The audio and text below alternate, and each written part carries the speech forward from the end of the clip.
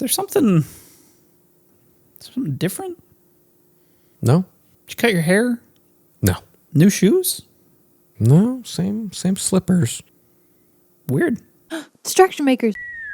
In the games industry lately, for the last 10 plus years, I think there's been a huge thing of game remasters, game revivals, and part of that has been a lot of going back to the old school of things, especially these genres that have been around for 30 plus years. People have been really having a lot of nostalgia for these older games and wanting to sort of dip their toes back into what got them excited for it in the first place. So I think we're going to talk a little bit about what that genre life cycle looks like and how we got to this stage of why people are so nostalgic for the games that they grew up playing. What sets the stage for a classic revival of something, right? Where a game has sort of like gone through a rise and a fall and then theoretically has some kind of reversion back to what originally drew players in. Let's maybe go over what exactly is the genre life cycle and how does it start and how does it end? How do genres die out and then become reborn in this nostalgic period? It feels like this life cycle kind of happens at a genre level, but also on a game level, as games sort of like acquire players, become popular, become sort of mainstream, and then sort of fall off and end up in kind of this niche category. Sometimes games are defining to a genre. Sometimes they start the genre or they perfect it. Magic is a good example of something that started the genre itself. And so you can actually look at Magic's lifespan and sort of track it to this sort of a cycle. And so the life cycle that games go through is they have sort of an introduction period, then they have a growth period, they have a maturity period, and then they have a decline, and then a niche. And at that sort of niche stage, that's kind of where the revival sort of comes in. Right, either death/revival. Either that's when the genre sort of dies out completely, or that's when there maybe is an uptick. Genres from sort of games past that has kind of died out is the point-and-click adventure. There's been like a little bit of an attempt to revive it, but by and large, the sort of Sierra days are basically behind us. It's sort of a genre that has evolved probably more into walking simulators or sort of first-person shooter-esque things. So normally what you'd see with this sort of genre life cycles, like point and click adventures were really, really popular back in the day.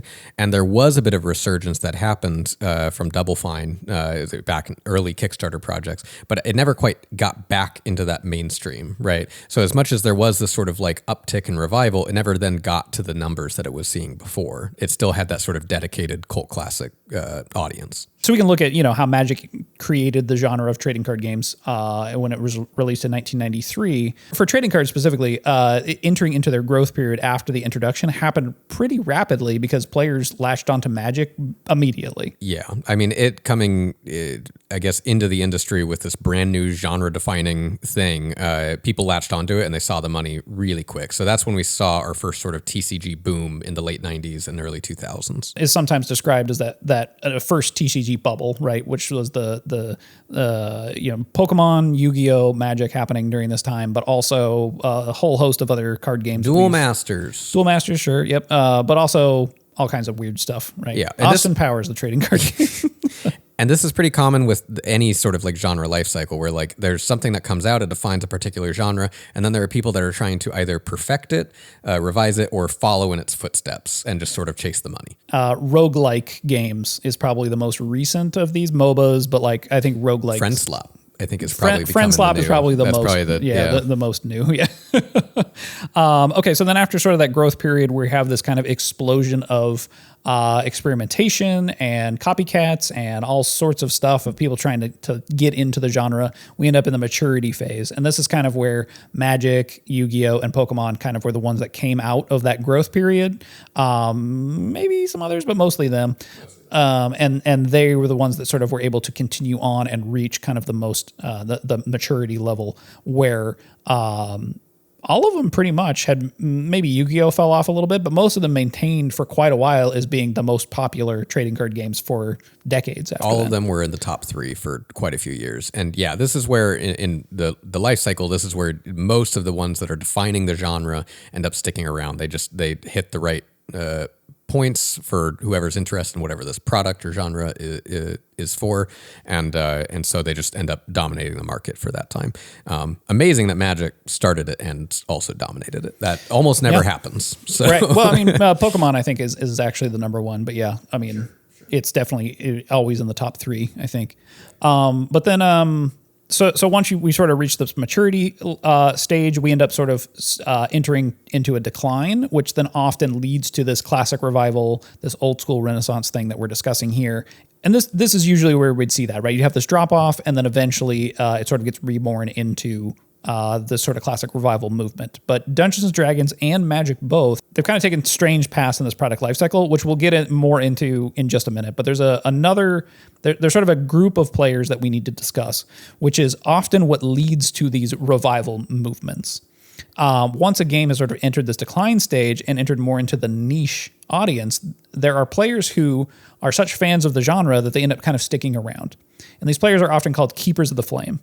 They're players who stick around and basically say, hey, this genre is worth re-exploring, worth reviving. RTSs, I think, are kind of falling in that category at this point. Hey. They're probably due for a renaissance at this point. We're starting to see that a little bit. Frost Giant Studios is working on their own. Well, Day 9, too, is working on his own. That's right, yeah. RTS. But yeah, so that's sort of what usually sets the stage for this kind of thing. When you're in that decline phase, what usually ends up happening is that as you've reached the mainstream, as you've reached that sort of maturity level, naturally interest starts to wane. And so, or there's other competitors on the market or other things have now drawn interest. That thing is now not in vogue or whatever. So this is when companies usually start taking risks. They start trying to diversify. They start trying to break out of their usual demographics because they've essentially hit their market cap. And now as they're losing them, they need to start branching out. And it's usually through those various types of risks that they will either lose players gradually because it's no longer becoming the game that they were interested in the first place.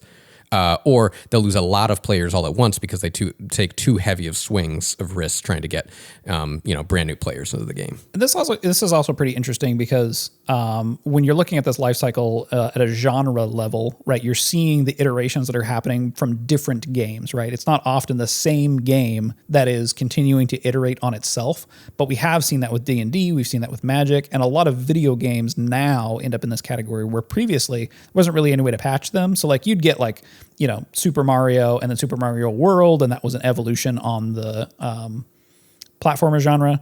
But often it would take a long time for those kinds of things to happen, and you wouldn't see that kind of iteration, the sort of tight iteration cycles that we have seen with games like Magic and Dungeons and Dragons and stuff. Right, it takes a lot longer for you to start iterating and seeing that change. Yeah. So let's come back to Magic and talk about sort of why. Magic up until this point has kind of avoided this sort of classic revival or old school renaissance where D&D, which has actually had a pretty similar path, is currently in its sort of old school renaissance. Right. So after the TCG boom happened in the early to mid 2000s, most card games were kind of on a steady decline. It would always come and go. Every new set, you'd get a little bit of some people. And some sets ended up, popping off. Ravnica did really well, and then it dipped afterwards or whatever. So Magic generally was kind of in a decline phase with most other TCGs because that was just the part of the genre cycle they were on. But then in 2016... Commander got some official support, basically. They officially acknowledged Commander, created products dedicated to Commander, and I think this sort of ended up sparking a new introduction phase, basically, in the genre life cycle. And this has happened before, where games will come out with some sort of a spin-off, or there's, a light spin-off based off of something that was seen as popular, and that sort of introduces this whole new cycle to the equation. And that sort of brought Magic, it sort of reset Magic back to a certain point. We could probably say that Commander is basically Magic 2.0, right? In a similar way that like D&D has had new additions. Magic was sort of getting each set, I guess we could see as like, 1.1, 1.2, 1.3, right? Up through all of those sort of expansions. But I do think that the sort of takeover of Commander, even though it kind of happened slowly, I think we can kind of see as Magic 2.0, right? Where the game has entered a new introductory period, entered a new growth period, and has now entered a new mainstream period. And Universes Beyond, once we get into that sort of mainstream period, I think that's what has paved the way for Universes Beyond to become a part of Magic. Normally, in the sort of life cycle of these products, games, genres, etc., where as they get to that decline and they start getting to that niche, and they'd have to have something to try and revive it in order to get that nostalgia back, they got to completely bypass this and essentially just go and create a new game. Now, obviously, Commander coming out ended up uplifting what the current game was, but we started seeing changes after Commander just grew and grew in popularity, where eventually blocks started, set stopped becoming part of 3 set blocks. It went to two sets, and then it went to single set blocks, or not blocks at all, Not I guess. blocking, yeah, just single sets. Yeah. And now we're, fast forward to where we're at, and Commander is just completely integrated into what the 1v1 card game is at this point. Looking at Dungeons and Dragons, 5th edition also ended up blowing up in a similar way to sort of Commander Magic, right? Where 5th edition really broke through into the mainstream through Stranger Things and through Critical Role, and just like became the behemoth, I guess, that it is today. They basically both avoided the need to go back to sort of their roots and have this sort of classical renaissance, because they were able to sort of have successful new versions of their games. Specifically with 4th edition, started to lean more into sort of a video gamey kind of direction, where it became much more crunchy. You had these abilities that were like once per encounter or once per day that you were tracking. And eventually that sort of, that edition by and large did not do particularly well. But 5th edition in some ways ended up going back to some of D&D's roots, but it didn't go back to all of them, right? It went back to this idea that D&D is more about you're sitting at a table with your friends. It's kind of a bit more theater of the mind. You guys are going on a sort of improv adventure together, and it leaned more into sort of the role-playing side of Dungeons & Dragons, leaning away from the crunchiness of 4th edition. But because they did that, they sort of left behind quite a bit of the quirks, I guess, that came from early D&D. Things like rolling your character sort of randomly and going through these dungeon crawl adventures. There used to be dungeon rounds. The sort of dungeon delving part of Dungeons & Dragons has become less of a... there's been less emphasis put on that part of the game as time has gone on, and more emphasis put on the sort of role-playing, make-believe, almost like character acting part of D&D. And I think Critical Role obviously has had an influence on that. And it's interesting to see that sort of comparison between that and where Magic is now with Commander, where Commander also has focused on more of this, taking a sort of less emphasis on the sort of crunchy mechanics of the game and leaning more into that social experience. Anytime that you start to sort of introduce a change to your genre or game or anything like that, you begin to sort of start alienating those keepers of your flame, right? Yeah. Like the people that were your hardcore dedicated audience that really liked what you were offering. If you start to change too much of what that initial offering was, then now you're changing that thing that they ended up loving in the first place. It's not necessarily the worst thing, because you can get new people that are in love with the new thing that you're creating, but you are sort of shifting that audience. So the hope is that as you are shifting, that you're getting still a similar amount of those hardcore dedicated players, but now those people are going to become nostalgic for this new thing, not the old thing. In a similar way that 5th edition sort of set the stage for this old school renaissance that was driven primarily by the players, right? There's sort of a grassroots movement in that way. I think Magic has set the stage for trading card games to have a similar renaissance. And we've already seen this start to happen with games like Sorcery. We could probably put Flesh and Blood in this category. And then the pre-modern format for Magic, having it come on the scene and become adopted quite quickly. There definitely seems to be a want from these sort of keepers of the flame to return back to the sort of roots of what made these Magic special in the first place. And I think what's funny is that if it wasn't for Commander sort of throwing a wrench in that general life cycle that Magic had, I actually think we'd be seeing a lot more attention to some of these indie trading card games, because they would have been the ones that would have been coming up during the time that it would have been good to be niche, and it would have been good to try and capture that audience. But because Magic technically never quite went away from the mainstream, I think that still ended up taking a large part of the demographic. But I think that what we're seeing now at the current life cycle is because we're reaching this sort of stage of maturity, we're reaching this new boom. I think around the corner, could take a few years, but I think some of these indie card games, Sorcery, Flesh and Blood, stuff like that, are probably going to start seeing more of a resurgence. Certainly get more of those hardcore dedicated niche players from TCGs, in the older days, wanting to go and experience that again. So I think they're going to probably just get that entire demographic to themselves. Well, I also think that there's an opportunity, right, for people who are, I guess, sort of keepers of the flame of Magic to develop their own games, and coming from that sort of perspective of this was how the game was, this was what was special about it, this is what maybe the players are feeling like isn't there anymore. I think that they will probably continue to see more people step up into this space, and hopefully creating some things that are like, I would love to see a thriving old school Renaissance scene for Magic, basically, or for trading card games, that is pulling on sort of the roots of the genre and the things that people really loved about it. Sorcery, I think, is really at this point leading the way with that kind of thing in mind. I mean, we just recently did a video on pre-modern for Magic, and that seems to be kind of player driven, obviously, and it's kind of been slow to grow, but it's starting to get some actual direct acknowledgement from Wizards, and so clearly there's an audience interested in this. Yeah, what do we think are the challenges, right? I think D&D, like role playing and the sort of old school Renaissance that happened there, was a bit more, like, I think a little easier for the grassroots movement, because the sort of the lift to get a role playing game book done, you can do like a single page RPG, right? I think the lift to get those games out there is much smaller than trading card games. A lot harder to try and have a grassroots trading card game that builds confidence in the people that invest in it. Sure. Yeah. And again, for it to be a trading card game, you need people to trade with, right? You have to figure out a way to meet up with people, exchange cards, to get sort of the cards that you need for your decks. The other issue is just whether or not that sort of style of gameplay in genre will remain popular, because I think it's a little too broad to call TCGs their own genre at this point, because now we're starting to see this change happen where Commander changed the landscape. Most TCGs coming out nowadays have to come out with a free-for-all format, because they're just seeing how that's changed the direction that these card games are going. Technically still trading card games, but the way they play are significantly different than how they played back in the day. I think there are additional hurdles even for 4-player, right? Game design wise, it is much more difficult, but also it is a heavier lift that you're asking of your audience, right? If you're requiring 4 people to play the game, that's almost more in the board gamey space, right?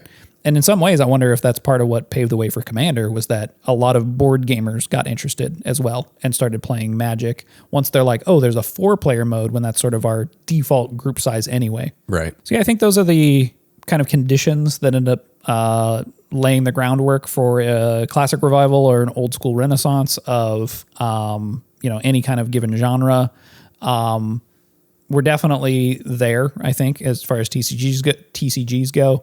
I'm curious to see what happens as time goes on here. What's interesting is seeing just how much Magic has sort of broken that genre cycle and muddied up the TCG. Like, everything was kind of working as a normal life cycle would go for any of these sort of genres that are being defined, but that reintroduction to something that sort of sparked interest again in it really makes it difficult to sort of track in the same line, right? If you look at the rest of the industry, it sort of seems like it was going in that line, but I think Commander as a whole is what's actually enticed these other card games like, Bandai Namco and so on and so forth to start printing out as many as possible, where that might have still been sort of like building up at this point if it weren't for Commander getting as popular as it was getting. Sure. I do think that the sort of radical shift in Magic systems and in its gameplay and how like the players that are attracted to the game opens up a big opportunity, right? Those keepers of the flame that were there for the sort of the original way that Magic's played, the 1v1 competitive, it's still competitive casual potentially, but like in the same way the 5th edition moved away from the sort of a certain type of RPG player, Magic has moved away from that, I think, initial type of player that was attracted to the game. So yeah, if you enjoyed listening to us talk about the genre life cycle and why Commander's not going anywhere anytime soon, but other indie card games are going to be coming up very soon, please feel free to give us a like and a subscribe, maybe a comment down below. If you want to continue the conversation, you can join our Discord. The link is in the description. Thanks for watching. We'll see you next time. Bye.